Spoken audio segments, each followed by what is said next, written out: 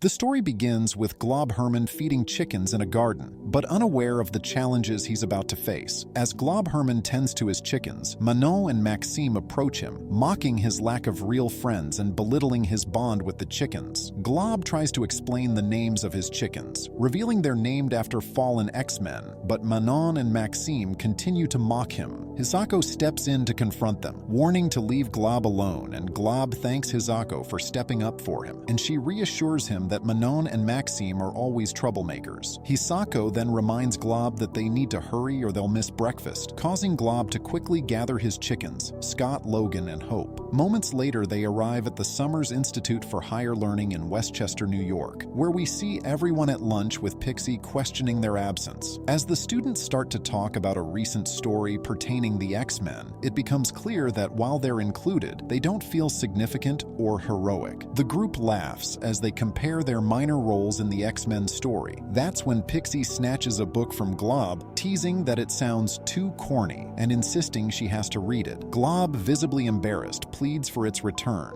expressing that what's in there is private, as we see the journal literally says not to read. Hisako steps in to defend Glob, telling Pixie to leave him alone and return his book, as Rockslide urges everyone to get back to class, and Anoli and Bling just speechless. Pixie ends up giving the book back and leaves the cafeteria, with Rockslide straight up mocking Glob. Later at his final class with a few other students, they gather at the agricultural division with their instructor, Paige Guthrie, who coaches the importance of nurturing their community's produce and livestock. They later leave school, making way to the Hope Summers Memorial Library, discussing their day and expressing frustrations about their assigned streams. Glob, feeling the pressure, reminds them that they need to focus on studying and speaks on his fear of being relegated to menial tasks like janitor or lunch monitor if he fails another test. But Shark Girl teases Glob about his academic struggles. Suddenly, Rockslide spots a fire down the road, which prompts Pixie and Hisako to take off running, leaving Glob behind because he wanted to stay and study. Hisako and Pixie arrive at the fire before hearing a voice pleading for help running to it, and spot a figure near the burning building, only to realize it's Bling. Hisako and Pixie witness Glob confronting Bling, chastising her for her actions and warning of the consequences of continued defiance. They try to step in to offer their assistance, despite the tense confrontation they just witnessed with Blob and Bling. Blob, visibly frustrated, instructs Hisako and Pixie to leave the area and make sure the local residents don't see this. But as Hisako is walking, she stumbles upon Anoli, and he blends back into the bushes, acting as if nothing ever happened. Glob then joins the crowd as they watch the fire, and he catches a burning ember in his hand, watching as it fizzes and extinguishes against his gelatinous skin. Shark Girl spots something in the distance, which is later revealed to be the original X-Men led by Jean Grey. Pixie helps manage the crowd, asking everyone to step back. Meanwhile, Shark Girl excitedly gushes about seeing the X-Men up close, asking Glob if he thinks this is cool as well. But when she looks over, she notices Glob has snuck away. Hisako then comes banging on Glob's door, expressing the need to talk. Glob hesitates as Hisako urgently asks him to close the door, worried about what others might think if they were seen together. Hisako insists that she witnessed something troubling tonight and desperately needs to talk about it. They go on to talk about the growing sense of distrust and fear among the students and continues to elaborate, while Glob just sits there hovering candle wax on his hand. She questions Glob about his cryptic statements, but Glob responds telling her no more lies and that she needs to know before lunging at Hisako, which is strange given she once stood up for him. The next morning at Summers Institute, Hisako wakes up in shock, covered in a glowing pink substance resembling Glob's form. Panicking, she questions what has happened to her, and Glob just nervously responds he didn't know how much biowax to use. Hisako then yells at Glob, punching him out of anger, and warns that if he don't explain, she will tell the Dean Angel. So Glob explains, but what he explains doesn't answer anything and makes no sense. Hisako remains skeptical of Glob's claims, dismissing his concerns as paranoia fueled by his writing, suggesting he needs to see Dr. Reyes. Glob passionately insists it's not fiction as he leans over his desk,